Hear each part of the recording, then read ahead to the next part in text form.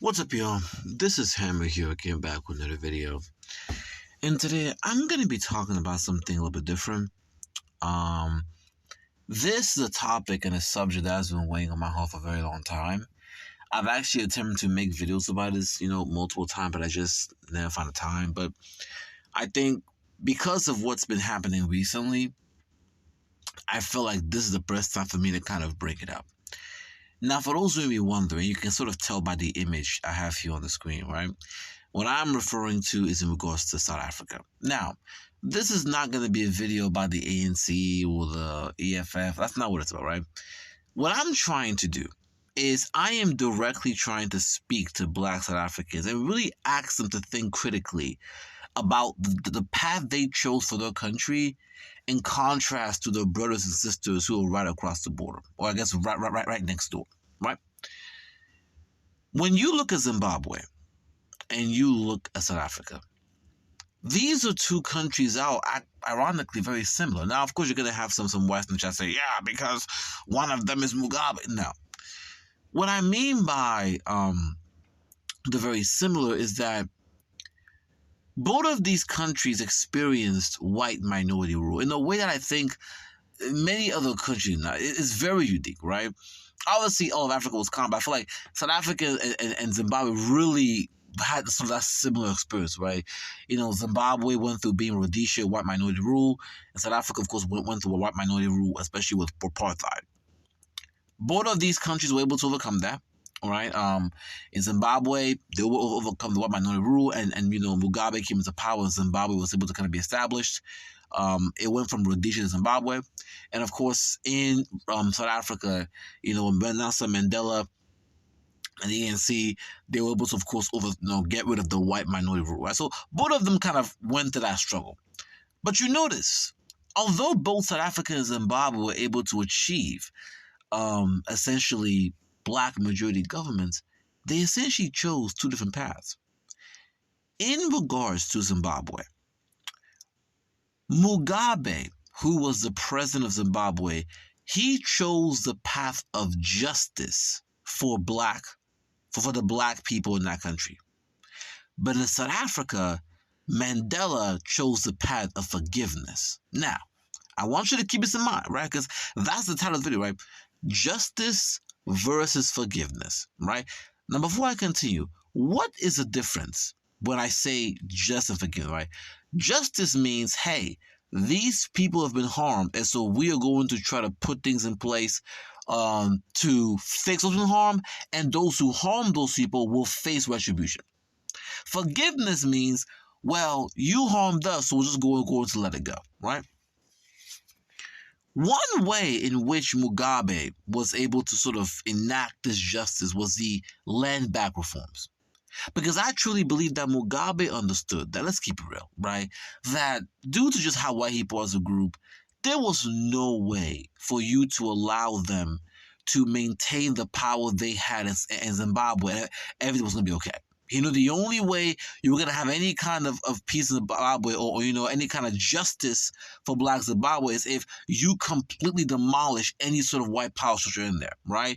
So, when it came to the parliament, right, they will slowly remove from power when it came to government, slowly remove from power when it came to I will say economics, right? And you even have some white Zimbabweans who talk about how there are no white politics in Zimbabwe. I've heard them say, hey, look, in South Africa, it's common to see a white person running for office, right? But you don't see that in Zimbabwe. Because Mugabe made sure to erase all that. He made sure, hey, we're going to bring justice to Black Zimbabweans and ensure that Black native Zimbabweans are the center of Zimbabwe, of their native territory.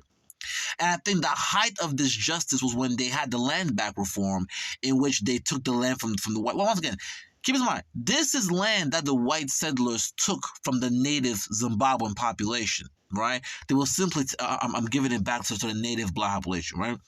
Now, I do agree there was some mismanagement there, but nevertheless, it was justice. Now, notice, and don't worry, guys, I'm going to tell South Africa soon. I just want to finish with Zimbabwe. Notice, when this land back reform happened, all of the Western media was running around saying, oh my God, it's a mess. The Blacks can't do shit. all across social media, all across the West. They were all running articles about how everything was falling apart, right? But if you notice, in the past couple of years, the media hasn't really been talking about the land back as much. Well, the answer is very clear. If you actually pull up, articles or searches of Zimbabwe and goes to the agrarian side, what you will see is that Zimbabwe has actually bounced back in terms of its agrarian sector. It's actually returned to being a breadbasket. So in other words, when the Mugabe did his land back reform, which was, in my opinion, was the ultimate form of justice that he did for black Zimbabweans, because of the mismanagement, it was doing bad, right? When it was original struggles, the white West had no problem running articles disparaging Mugabe, right? Essentially trying to make it seem as if blacks were just inept. But years later, now that Zimbabwe was able to bounce back in terms of the agrarian sector, is now produced tobacco, has massive wheat harvest, right? They have now returned to being a breadbasket. In other words, the land back reforms by Mugabe have been vindicated. So now that Zimbabwe is bouncing back, you notice you don't see Western media talking about it, do you? I haven't seen. Now, you see some of the local media talking about it. For the most part, the same Western media who were running articles years ago during the Mugabe time about the land back being a failure, now that it has been vindicated in the long term, now that you're starting to see the new black farmers who have, been able to pull themselves up, build themselves, kind of, get on their feet, and now you're starting to see Zimbabwe bounce back to being a breadbasket under, the land back reform, under, the black farmers. All of a sudden now, Western media is quiet. This goes back to what I was saying. Look, this is how white people operate, right? When blacks are failing, when they think that they're winning, they will scream to rooftops. But then when they lose or you sort of succeed, they become quiet. So it's quite interesting how all of a sudden now, now that Zimbabwe has kind of bounced back. And it's crazy because even now you still have these, I'm going to give you an example. If you listen to the average white person online, even the West African, right, they still talk about the land reform being a failure because many of them are still stuck during that time period. They haven't actually updated the information. Zimbabwe, the land reform was actually proved a success because Zimbabwe has actually now bounced back to being an agrarian breadbasket again. Massive wheat harvest, massive tobacco, they'll bounce back. But see, my question is, okay, once again, why is it that so much people in the West, so many whites are ignoring this new fact? Well, I think it is very clear, right? They were able to convince the black South Africans to choose forgiveness over justice. And the way they were able to dissuade black South Africans from choosing justice was by always pointing to Zimbabwe, saying, see, those blacks chose justice and got the whites out of there, and look how they're struggling. So now that you sort of see Zimbabwe, be vindicated when it comes to land back reforms, now you sort of see them kind of, return back to being a breadbasket. Now you sort of see China coming in there, investing, building lithium, like they're doing better. They're still having economic issues, but the whole idea is they have a way much more brighter future now compared to what it was portrayed when Mugabe first put his policy in place. Ironically, it's ironically flipped, right? Because during this time period, Zimbabwe was being labeled was sanctioned, the land reform was failing, and South Africa was kind of doing pretty good. Now in 2024, it's kind of flipped. Right now, Zimbabwe, Mugabe's land reforms have proven to be successful, and in the long term, they've returned to be a breadbasket. They returned to have these mass productions under black farmers, and they have this massive investment from China, and now they have a brighter economic future, right? But at the same time, South Africa is increasingly looking like it's going to go under state collapse. And you have this increasing number of black South Africans who are literally trapped in townships and trapped in abject poverty while the wealth gets centralized in the white minority. It's actually looking the opposite now. So because of this, it has been very strategic for the white West and the whites in South Africa to essentially ignore the changes and how Zimbabwe's policies of justice have sort of been vindicated in the long term, right? So for them, they want to focus on the past, right? But why is this bad for black South Africans, right? The reason why it's bad for you guys is because forgiveness essentially allows the whites to control your country. Justice allows you to take back control. I'm going to give you an example. Right now in South Africa, there is actually a movement called Cape Independence. You have white people that are actually pushing for the Western Cape to be independent from the country of South Africa. I kid you not. Right? Now, of course, the legal process is very difficult, so we don't know if it'll actually pull off. But the whole idea that the fact that whites are even bold enough to do this in South Africa is insane. They even try this. Right? We still have a situation where all the wealth is consolidated in the white minority in South Africa. We still have a situation in which you still have black South Africans facing racism in their own native country. You know, you can say what you want in Zimbabwe, but these are things that I will never see in Zimbabwe. Like, I'm not seeing videos of quote-unquote, white Zimbabweans putting hands on black Zimbabweans. I'm not seeing that. I'm not seeing white-only towns in Zimbabwe. Right? I'm like, yeah, Zimbabwe has some economic issues, but I'm not seeing this consolidation of wealth amongst white minorities about the way I see in South Africa. In fact, what I see now is that the path of justice that Zimbabwe took is actually paid off in the long, like Mugabe was right in the long term. Because not only were they able to take the land back, but now they were able to have full control of the native territory, their native country. Right? And although they may have their own challenges, Zimbabwe has way less challenges now compared to what South Africa is dealing with and will deal with. Because not only have they been able to sort of return to being a breadbasket under black farmers, right, black land ownership, not only have they been able to get direct investment from China and kind of build these plants, not only are they having a much more better future because of economic growth, all of this is being done under complete black ownership, black governance. Yes, you still have some whites living in Zimbabwe, but once again, they're not ruling Zimbabwe the way they're ruling South Africa. In fact, I'm going to give you an example. It has become so well known how much blacks run Zimbabwe that you literally will have whites, they will call Zimbabwe an anti-white country. If you go on the internet, if you go online, white people in the West, in South Africa, they will refer to Zimbabwe as a black nationalist country. Why? Because that's how much they've been able to dismantle that white power. Where they already know that, yo, you can pull that shit over here.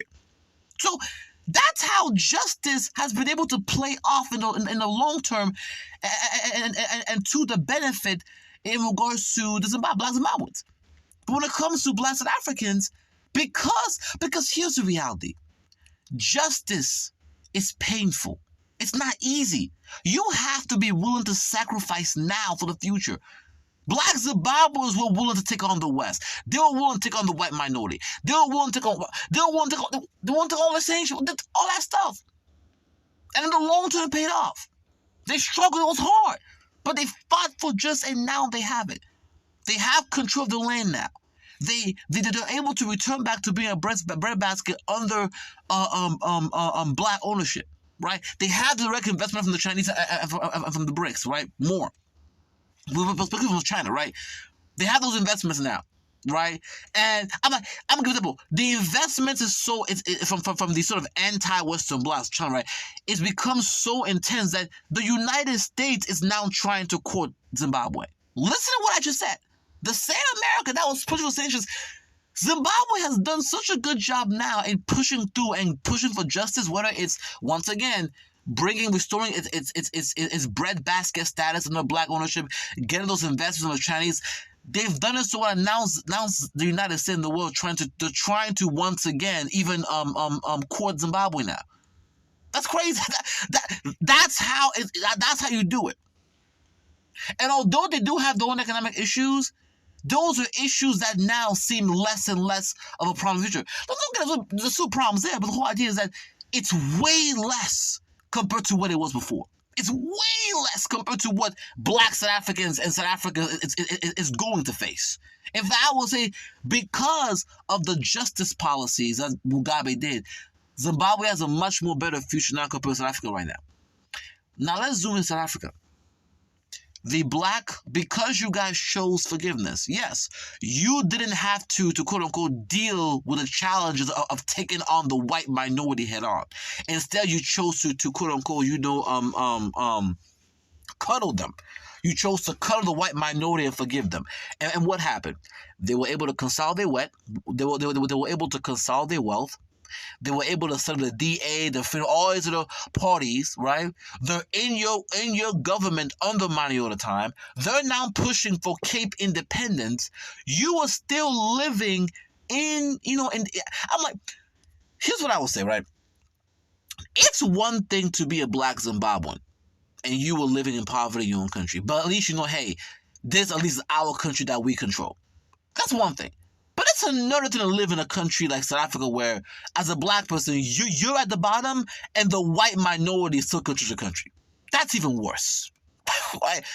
And all of this for the sake of forgiveness, while the whites get to write high. My whole thing is this. I just want black South Africans to understand that, at the end of the day, it's your country, but you chose the easy way out. That's what happened. Black Zimbabweans don't have to worry about white minority anymore. They don't have to, black Zimbabwe, the younger black Zimbabweans can focus on just economic growth or other issues. They can focus on other things, right? Because Mugabe and the old generation dealt with the white issue, dealt with the white settlers. But because but that was because they were willing to take on the heat for that. But because black South Africans weren't willing to take on the heat, they weren't willing to take on the challenges, they wanted the easy way out. Well, guess what? Now these young black South Africans have to deal with white settlers. They have to deal with the fact that the DA is still in power. They have to deal with the fact that all the land is still controlled by the whites. They got to deal with all these things. They got to deal with the fact that the world is a constant amongst the white minority.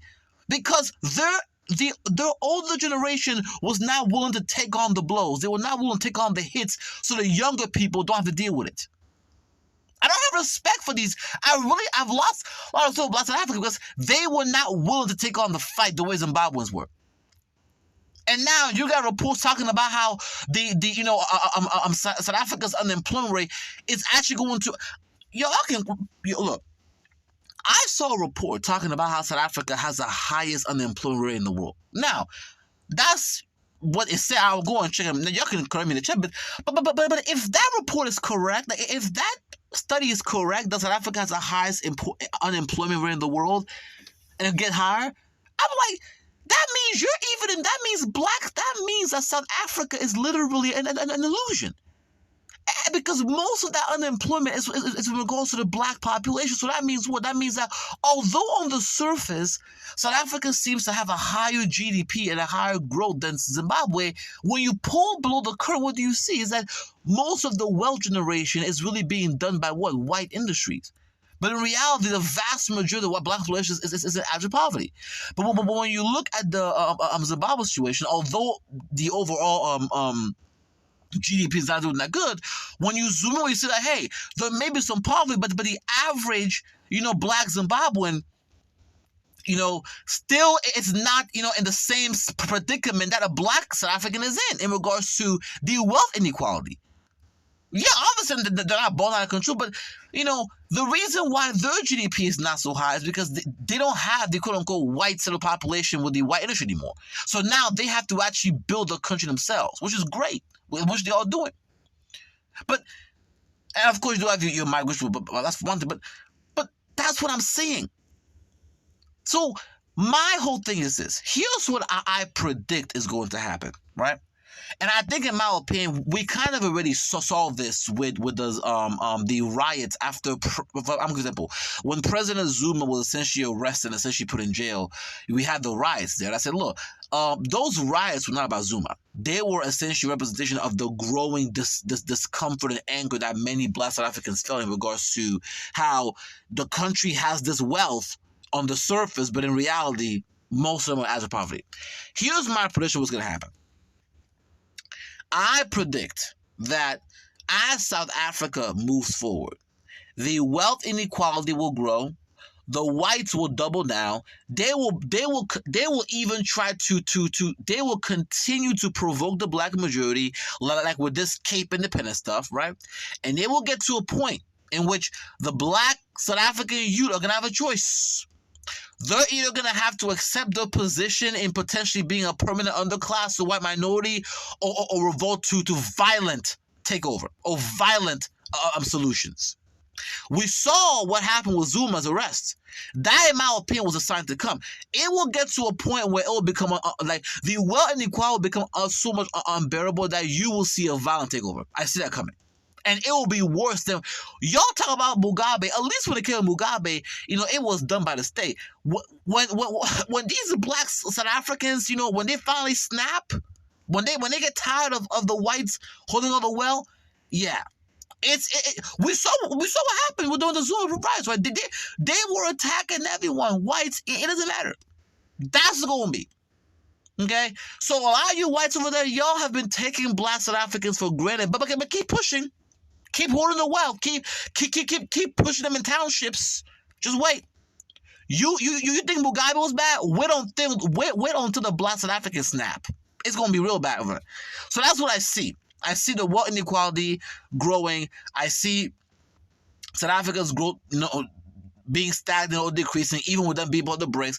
And I see a situation in which, the black, as the black population increases, right, and more of them are still in poverty, they will eventually snap.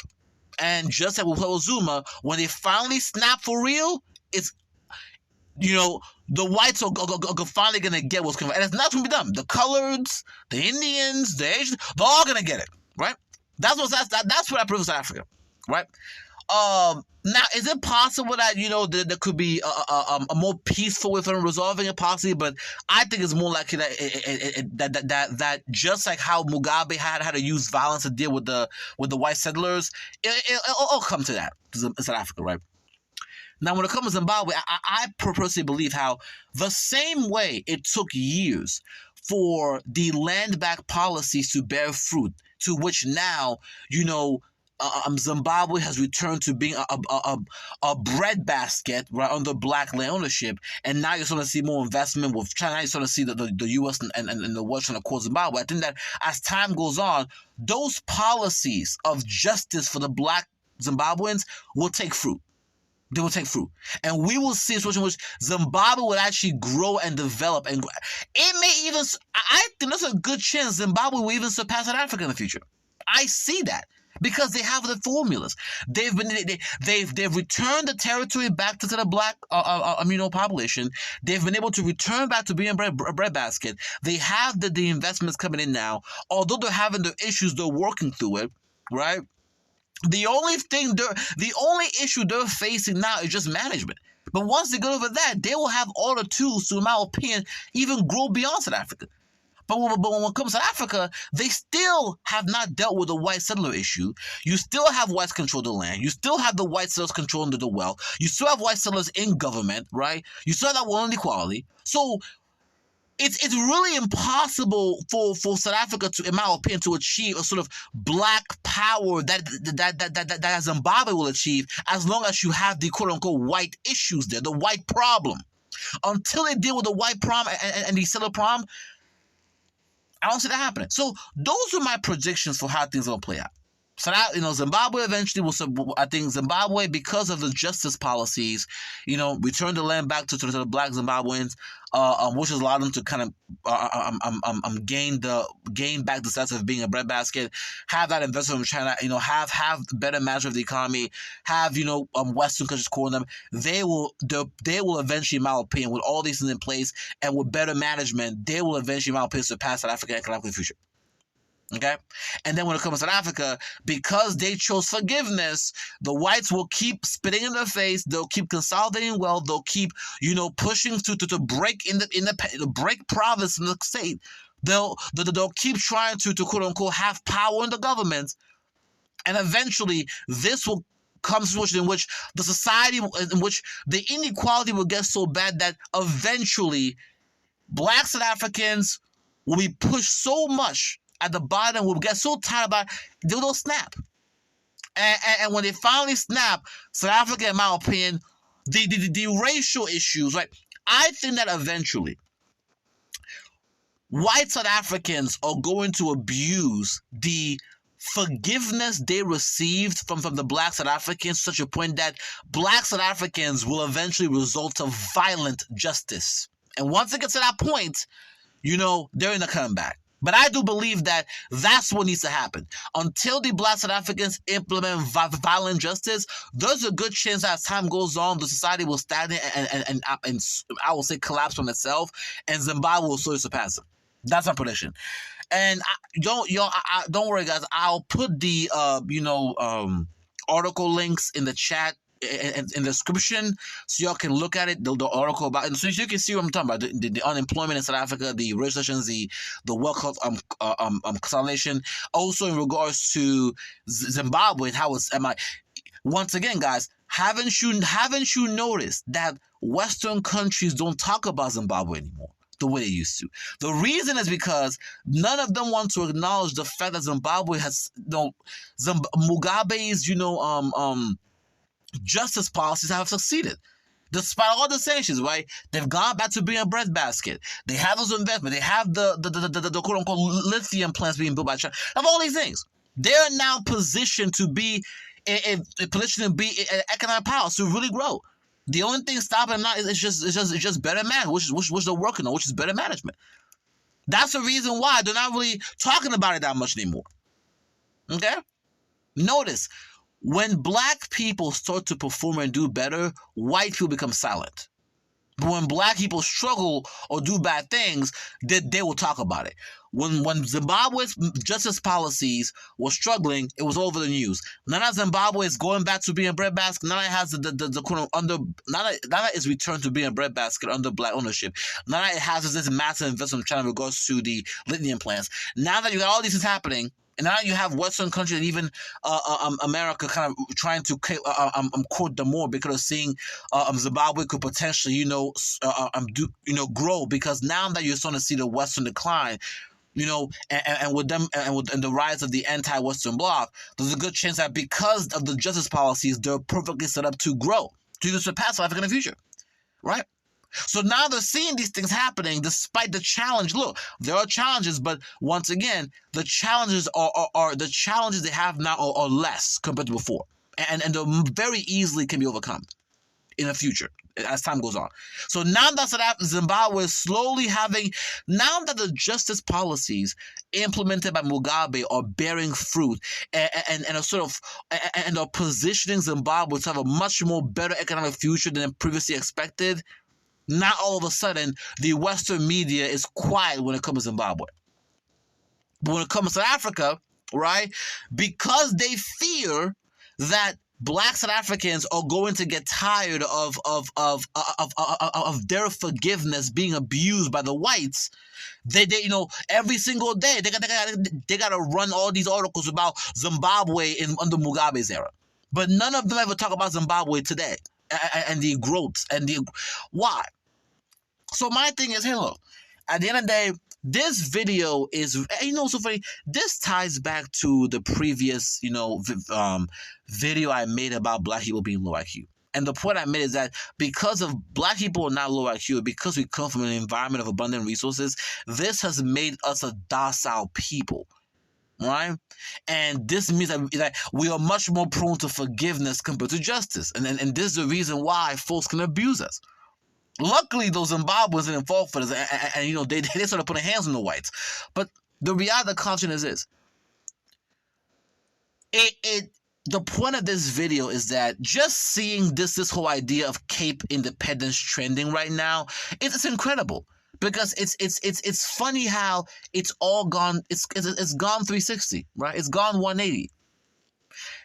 The justice policies of Zimbabwe that people were saying was failing, the justice policies of Mugabe that the West was saying was failing Zimbabwe, has actually borne fruit for Zimbabwe, and has put them in a path to have a better economic future, to grow, to actually have real black power in that country, and to actually grow.